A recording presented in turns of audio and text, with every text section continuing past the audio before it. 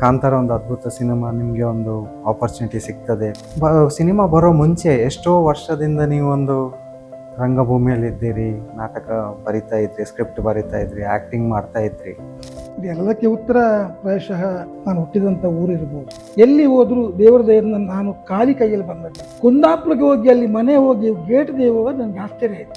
ನಾವು ಅಷ್ಟು ವರ್ಷ ಕಷ್ಟಪಟ್ಟಿದ್ದಕ್ಕೆ ಅವರೆಲ್ಲ ಆಶೀರ್ವಾದ ಮಾಡಿದ ಫಲದಿಂದ ನನಗೆ ಇವತ್ತು ಕಾಂತಾರದಲ್ಲಿ ಪಾತ್ರ ಸಿಕ್ಕಿದೆ. ಕೆಲವೊಮ್ಮೆ ಎಂತಂದರೆ ಒಂದು ಸ್ವಲ್ಪ ಎಲ್ಲಿಯಾದರೂ ಒಂದು ಫೇಮಸ್ ಆದರೆ ಸಾಕು, ನಮ್ಮ ಮತ್ತೆ ಅವರನ್ನು ಹಿಡಿಲಿಕ್ಕೆ ಆಗಲಿಕ್ಕಿಲ್ಲ. ಮಾನವ ಕೊಟ್ಟರೆ ಮನೆ ತನಕ, ದೇವರು ಕೊಟ್ಟರೆ ಕೊನೆ ತನಕ ಅಂತ ಹೇಳಿಲ್ವ. ಸೊ ನೀವು ನಿಮ್ಮ ಹೋರಾಟದ ಬಗ್ಗೆ ಹೇಳಿದ್ರಿ, ಯಶಸ್ಸಿನ ಬಗ್ಗೆ ಸಹ ಹೇಳಿದ್ರಿ.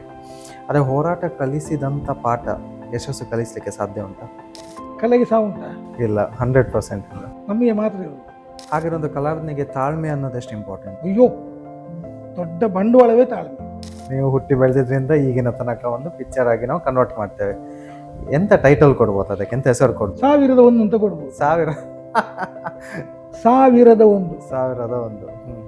1001. ಹಾ,